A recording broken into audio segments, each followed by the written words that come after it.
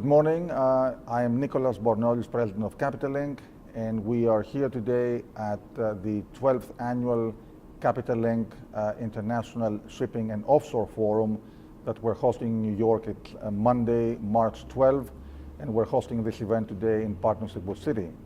And we have the great pleasure of having with us Knut Ørbeck-Nilssen. Knut is the president of DNV GL Maritime. DNV GL Maritime is the largest classification society, if I'm not mistaken, in terms of gross tonnage. And you were voted the best classification society by Lloyd's List last year. That's right. Thank you very much for having me. So we're delighted to have him with us, and we'll have a discussion about classification societies and about the challenges the industry is facing today. So let me start with our first question. Knut, our interviews appeal to a larger audience, to a wider audience, and can we start by having a bit of a detail? What is a classification society? What is the mission, the objectives? What do you do? That's quite straightforward. Let me try and put it very simply. So our objective, any classification society's objective, is to safeguard life, property and the environment. So what we really do is, as an independent third party, we provide trust that the asset, the vessel, the drilling rig, whatever it is, meets a certain level of quality standard and meets the regulatory and rule requirements. So in a way you can say that we certify that the quality is in the right place. So the quality of the equipment and the quality of the operation. That's right. Now, looking at DNV GL, you are the president of DNV GL Maritime, and you're also the chairman of the International Association of Classification Societies. So can you tell us a bit more specifically about DNV GL and DNV GL Maritime? I think it's your one part of the overall entity. Yeah. So at DNV GL we span quite a number of different business sectors. So oil and gas, maritime, the renewable energies. We do also quite a lot within the space of ISO certification, quality, environment, etc. In the maritime space, classification business is really the big business for us. And you mentioned that we are the leading classification society. We are the biggest. For us, it's never a real goal to be the biggest, but it's really important to be leading, and that's why we took a lot of pride when we were awarded Lloyd's List #1 Classification Society Award last year, because of a lot of the innovations, the changes and the new measures that we help put into place for the industry. Well, you are going to be on a panel today, shortly, right after our interview, discussing the major challenges that the shipping industry is facing today. So can I ask you, what are the major challenges that the industry is facing today, and what does DNV GL put in place to address them and help your clients? Sure.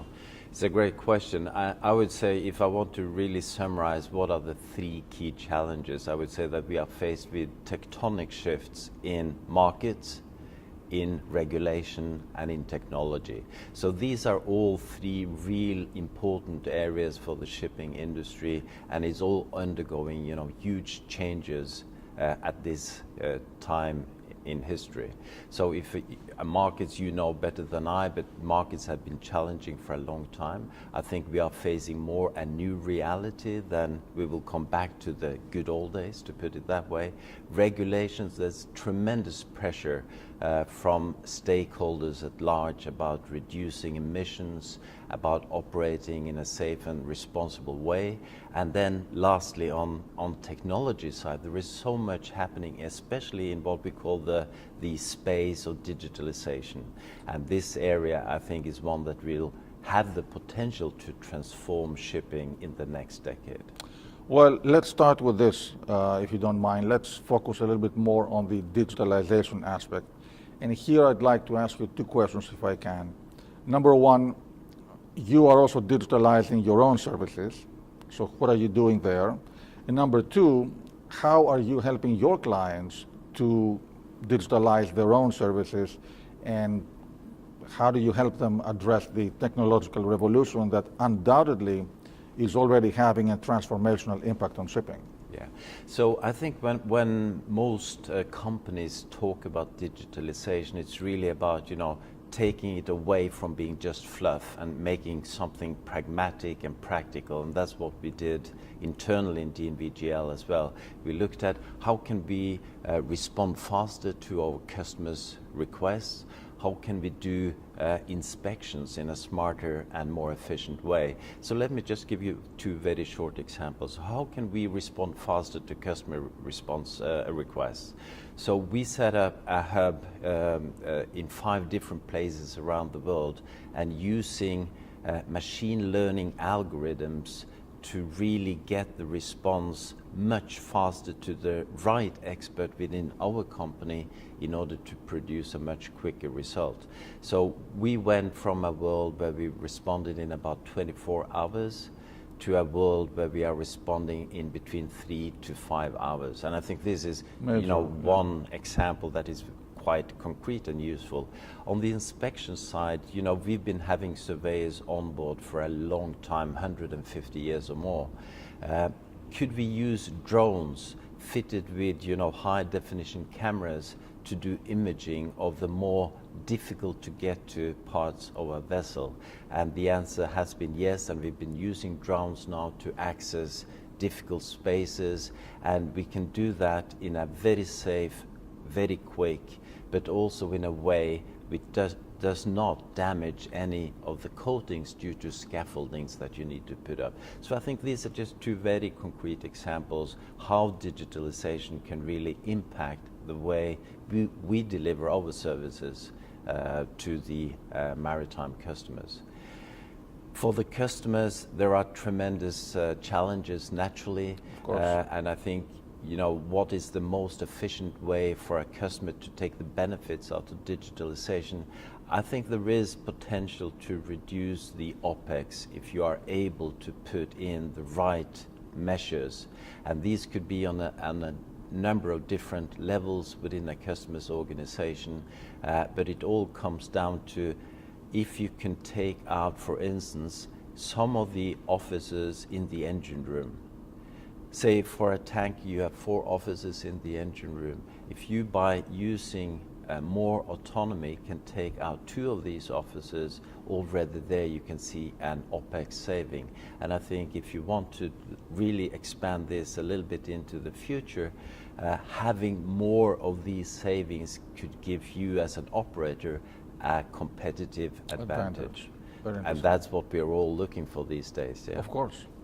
Now, what about cybersecurity? That is a major topic of concern, I think, to the industry.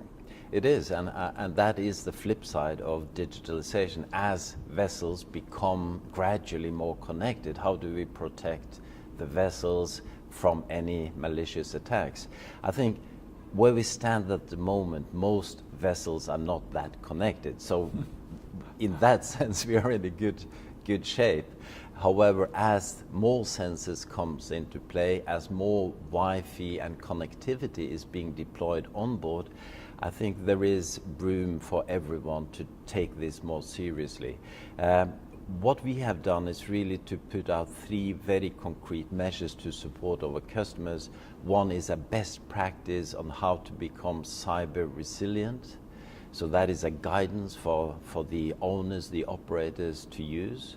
The second is a very practical self-assessment tool that we put on our website, where you as an operator or owner could go in and assess your own operations, find where are your strong points, where are your weaker points, and then we could help you to develop some of these weaker points into becoming more resilient.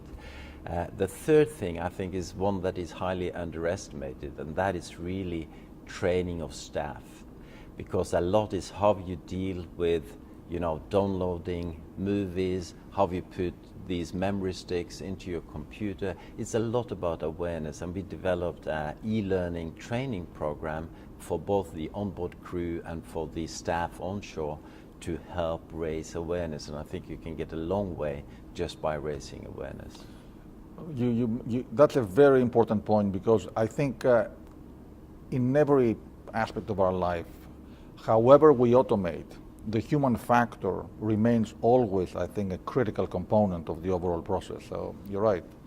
I think if you train people, then the automation process can be implemented better and faster and more safely. Absolutely, and after all, shipping is a people's business, so we will not be totally unmanned. I cannot see that happen, but we will move towards more automation, that's for sure. So let me ask you the last question. One of the major challenges that you mentioned is increased regulatory oversight. And we're having now all these new regulations coming on board regarding the environmental compliance for air and water emissions. And so can you tell us a bit more about all these changes coming to the industry, the regulations, how the industry is gearing to respond, and what do you think will be the impact of these regulations as they are implemented by the industry? Yeah, you know, there is really, as I just briefly mentioned, there is a tremendous pressure from stakeholders, policymakers, regulators, to reduce the environmental footprint in particular. And we've seen that on the ballast water regulation. We see it now with the introduction of the sulfur cap. We will also see it going forward on the reduction of CO2 emissions. So I think that the challenge is really that some of these new regulations, they put many of the ship owners, operators in a difficult spot because we require them to put on board small factories to meet these regulations. And if you look at this from, say, a bird's perspective, you should really think that it would be much more efficient, for instance, on the sulfur cap, if the fuels were made available at the refineries and we didn't have to put all these small factories in at every single vessel. But I think the challenge is naturally that all these regulations comes at a time where the shipping industry is not in a very good shape. So the investments are quite significant, and they come at a time where the ship owners struggle to, regain their expenditures. I'm sorry to say, but I don't think the pressure will ease. So there will be more pressure on being compliant. How the regulators will enforce, I think that is a question that still remains to be seen when 2020 comes around.